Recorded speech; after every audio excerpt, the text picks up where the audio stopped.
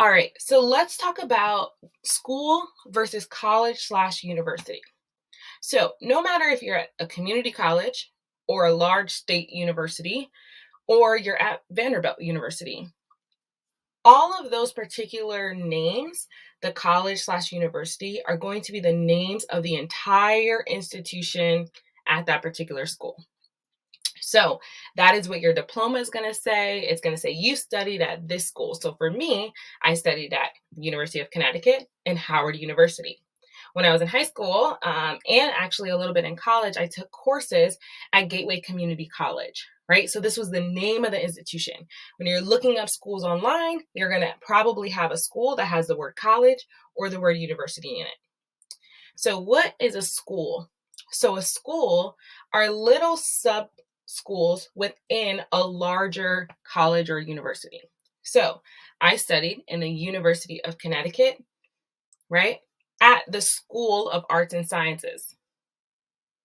So in the School of Arts and Sciences, and sometimes if it's a large university, sometimes they'll call it the College of Arts and Sciences, but many times they'll say the School of Arts and Sciences housed my major.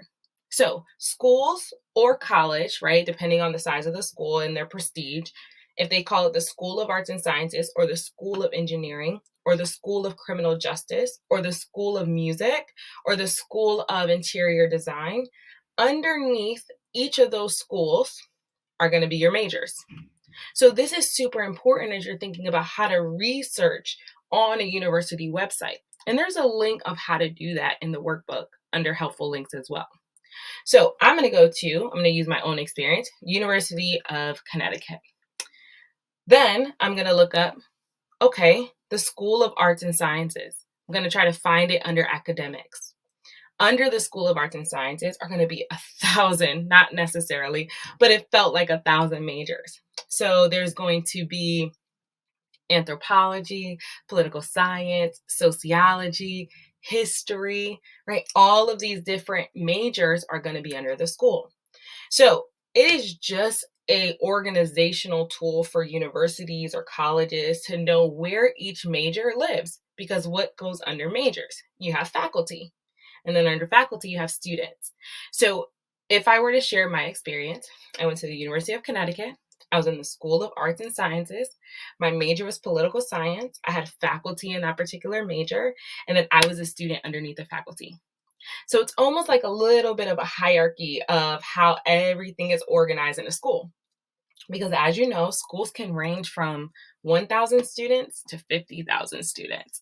And so it's just really, really helpful for a university or a college to kind of know that. So my diploma, just to give you some visualization, just in case you've never seen a diploma before, I had never seen a diploma until I got mine. And I didn't even get mine right away because I had already moved to graduate school. I moved to DC. So my parents had it and it was in an envelope. And I remember seeing it and I was like, okay, cool. This is nice, right? Because no one in my family had had a 4-year degree. So I just didn't ever have the opportunity to see a diploma. So my diploma says University of Connecticut in the School of Arts and Sciences, major political science, my name, the date, and then like the cool little school seal, right? The UConn seal. And that is how you can kind of understand what your diploma looks like and the organizational structure of a university or a college. And so once you get to a university website, you might see academics and you might see little schools. And you're like, no, I want to go to this university. It's like, yep, you're still on the university's website. You're going to be in the school of this. So under the School of Engineering, for example, they'll have electrical engineering, civil engineering, mechanical engineering, right? Fire science engineering, all of these different options for you. If you're in the School of Art and Design, they'll probably have interior design, architecture, city planning, right? All of these different things that make sense to the university. Sometimes you'll find, for example, in the School of Arts and Sciences, you'll find the major criminal justice. But if kind of criminal justice forensic science is big enough or large enough, a lot of times they'll have their own school. So the School of College or the School of Criminal Justice and Forensic Science. And then underneath that, they might have, forensic psychology, forensic science with a chemistry focus. So they might have those as well. So you got to be a little bit patient as you navigate websites because it's all an adventure. All right. So what else? School size, class size. So you could choose to look up school size any way you want. You can choose to look at the entire university, how many students go to this school. And just so you know, they're always going to put the number, unless you say undergraduate students, they're always going to put the number of students, both undergraduate and graduate. So graduate students are those that are earning master's, PhD, law school, med school, whatever additional schooling they have beyond the bachelor's degree. So if you want to do school size based off of the entire university, you can just type in school size. If you want to know undergraduate school size, type that into Google. Or if you would like to know the school size at this particular major or in this college or, in the School of Arts and Sciences or School of Criminal Justice, you can do that too. Class size. I'm going to give a little caveat about the class size. So the class size is one of those things that you definitely want to ask during an interview or a campus visit. The reason being is because the class size, the average class size, can be skewed. What do I mean by that? For the most part, junior, senior year, you're going to be in really small classes between, I would say, 10 and 30 students, right? Just like kind of like your high school experience, really small, access to the teacher. But you might have really large class sizes your freshman and sophomore year. But once they start putting that number all together and they average it out, it's going to not be exactly the number that you are trying to gather. So usually what I would suggest for students is to say, hey, what is the normal class size my freshman year or my first year? Or what is the class size for lecture courses, introductory courses? Those are things that you could actually ask because the number doesn't always signify the true number that will be in your class. So they might say a number of 50. But then you get there and you realize, oh no, this intro course is normally and only offered with 300 students. It's not exactly what you were hoping to understand when you just look at the data. So write it down, ask in a campus visit or a campus tour, whether that's virtually or in person. Student-faculty ratio. How closely connected are you going to be with faculty? How many faculty are there going to be per student? So a lot of times this number can range between, 30 and 200. Right? And it just depends on what you need, right? There's no right or wrong to this process. For me, I was pretty, ambitious and I really wanted to get to know my faculty members, but I also had support students because I was in one of the TRIO programs. So I had advisors from TRIO. I had other things that I was involved in college, and I had academic advisors through that portal or through that chain as well. So the faculty, I didn't really need as much. What I really needed was a mentor. And I had that through the TRIO program. So TRIO program is like Upward Bound or Student Success, which is a bridge program right before you get to college. And so I qualify for that. And so one of the things that I was able to do was to get to school 6 weeks early. And we had a whole team of people there to support us. And so because of that, the faculty ratio didn't matter as much. But I did have friends who weren't part of these groups and communities like I was. And so they felt really lost and they really wanted a faculty to help guide them. So for them, this will be a high priority to figure out what is the student-faculty ratio? Because for me, I'm going to need help and support. I'm not really sure what I want to major in. I really want that hands-on guidance. This will be important for you. Okay. The next thing is that we'll talk about that you should look up, and that should be something that you consider when looking at a school, is their graduation rate and retention rate. So the graduation rate is super important. Like how many times do students who start your school finish in 4 to 6 years? So 4 to 6 years is the actual data point. On average, whenever you see numbers about graduation rate, it's on a 6-year cycle. So they give everyone 6 years, and that's the number that you see. Why? Because life happens, right? Sometimes people need to stop going to school for a little bit. Maybe something happened like a life event and then you take care of family. And so just to make the playing field nice and even, 6 years. Now, the retention rate, you'll see a lot of times they might boast about this particular number. And this is what is the percentage of first year students that come back their second year? First year is the most challenging. So my first job when I worked at a university, I only worked with first year students because we were trying to raise the retention rate. We knew that these students just needed some extra support. And so I was there to help guide them holistically and making sure that any questions that they had, that they can come somewhere where someone was friendly and knowledgeable. And so I was able to help guide them in that process. And a lot of times students would have come to the office that I worked in before faculty just because faculty were doing other things and maybe they just weren't sure how to approach faculty, right? As much as we're so excited to be in college or at a university, it's really scary, right? Especially if you have never met a professor before, you're like, oh no. I used to talk to my high school teachers all the time. Are they going to be just as approachable? Are they going to be nice? Do they like me? Right? So because of that, students weren't going to faculty. And I think faculty are great. I would highly encourage you to introduce yourself to faculty as soon as you get on campus. Just challenge yourself. Allow that myth to being afraid or to being distant because they have maybe a PhD to just kind of go away. They're people, they're human, and they're here to serve you too, right? And so remember that and take away any expectation that you might have that they might not like you, right? They're there to help you. They chose academia. So just remember that. All right, so the next thing I'm going to talk a little bit about is academic support services. So there's going to be tons of different styles of support services for students. And it depends on if a school offers them for free or some of them you might get charged.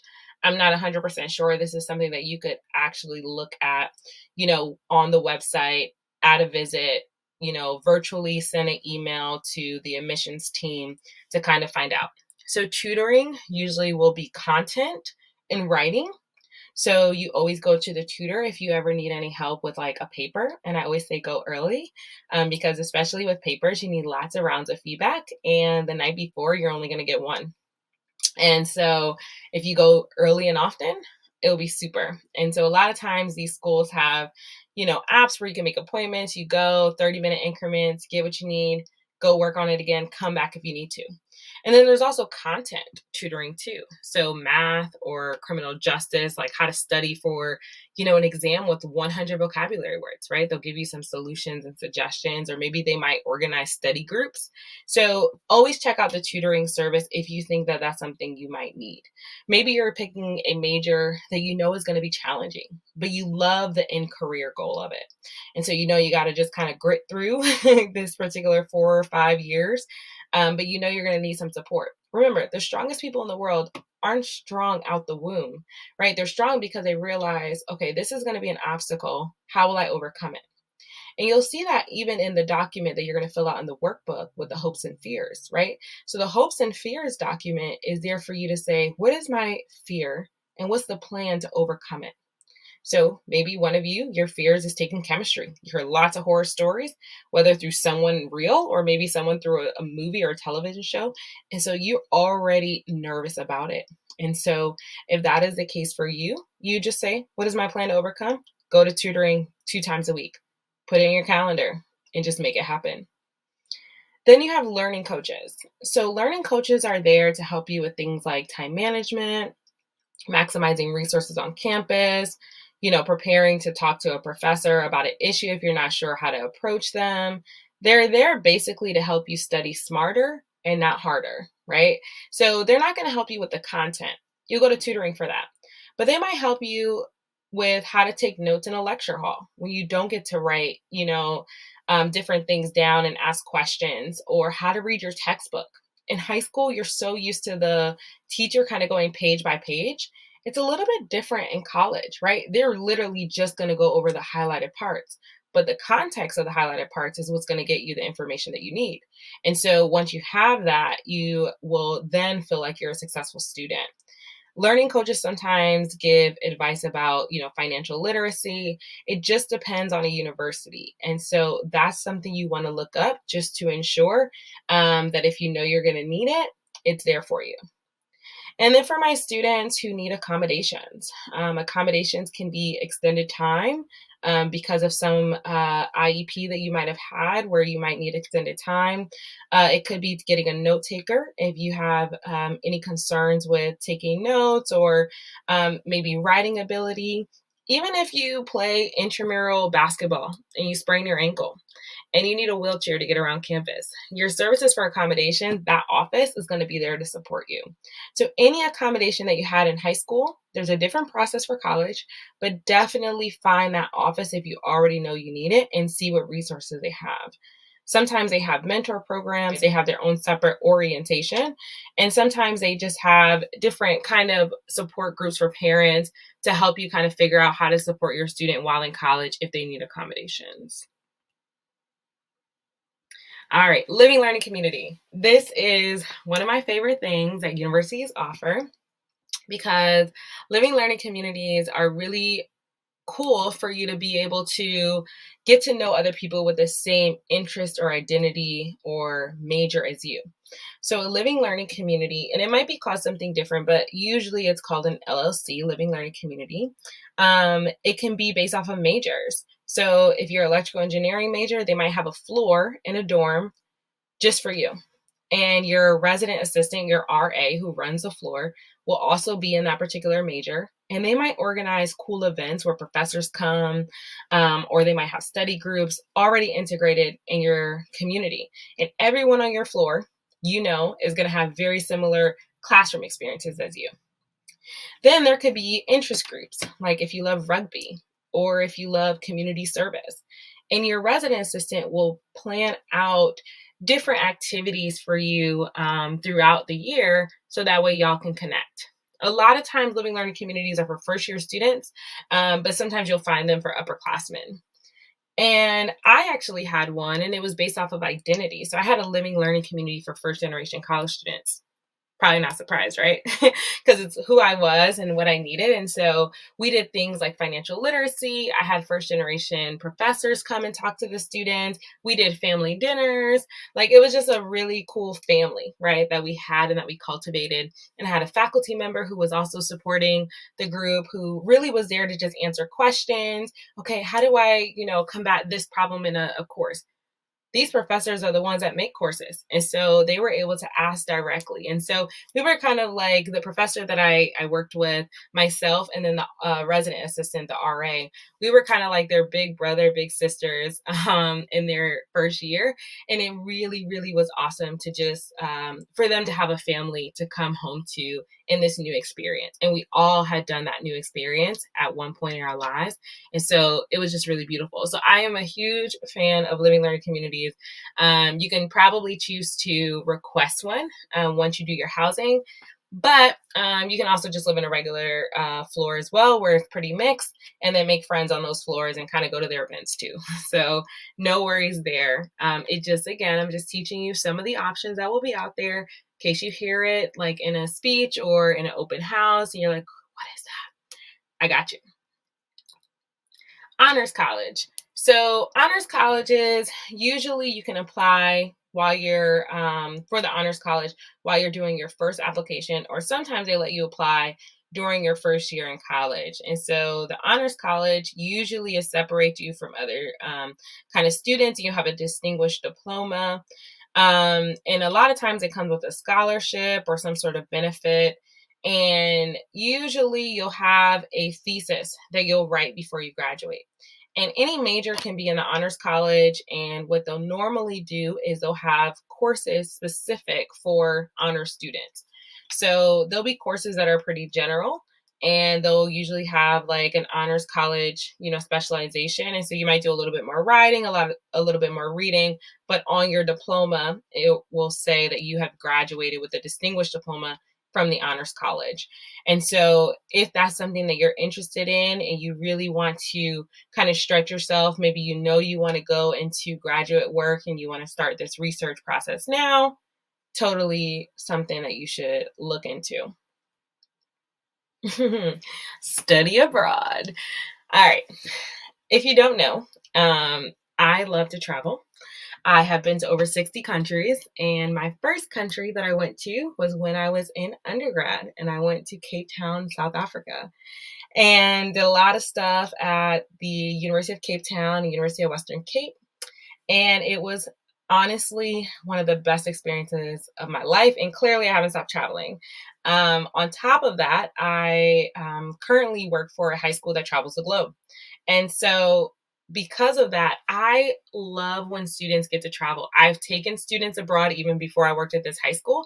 So, I've taken students to Spain, I've taken students to London, to Paris, I've taken students to Trinidad. So, studying abroad is literally the one thing that I hope you all take part in. So there's some differences, and you can talk to your school. Some majors are easier to study abroad than others, but a lot of schools now are making cohort study abroad programs. So if you are a major like biology, they're going to have a biology major group that goes to Milan the fall of your sophomore year, and you can join that trip. Some majors with a little bit more flexibility, you might be able to go anytime. And I really hope that this is on your list. But obviously, you can have your own list and your own dream. Maybe you've already traveled and you're like, "That I'm good. It's really not for me." But study abroad, look it up. You usually will take classes. Those classes will work towards your graduation. So you're not just studying abroad and you're not pausing school. A lot of times you'll coordinate with the study abroad office and you'll find a program somewhere that meets some of your graduation requirements. And sometimes you just study a language. Sometimes you might study courses in your major. Sometimes you're doing like cultural exploration. Sometimes you're taking classes with professors because, like I said, some universities have decided to make a cohort program. And so a cohort is just a group that goes together. And so if a cohort program, I have biology students with biology professors, and you're just living in another country, they rent out space, lab space, and you take classes with your actual professors. So you get to really build relationships with professors and students just outside of your campus. Now, I know that there's this huge myth that people say, well, I don't want to leave campus. I don't want to miss out on all the fun that's there because then when I come back, it'll be awkward. That is usually the number one thing that I hear for students or from students in college. The number one thing I hear from students who graduated college is, I regret not going abroad. Literally, I have always, always, always heard that in that way. So don't worry about FOMO. Don't worry about if like your friends don't want to be your friends again. Honestly, if they don't want to be your friends because you decided to expand who you are and do something that you actually wanted to do, they probably weren't your friends, right? They probably just weren't. And you know what? Though that's okay too, because life and growth is about just seeing and learning and witnessing and figuring out, okay, I thought this was solid. I thought we had a really good friendship. And because I left for a term, I'm no longer in the group. Might not be the people and the energy that you want around anyway. So if you can, try to study abroad, or if you want, go abroad.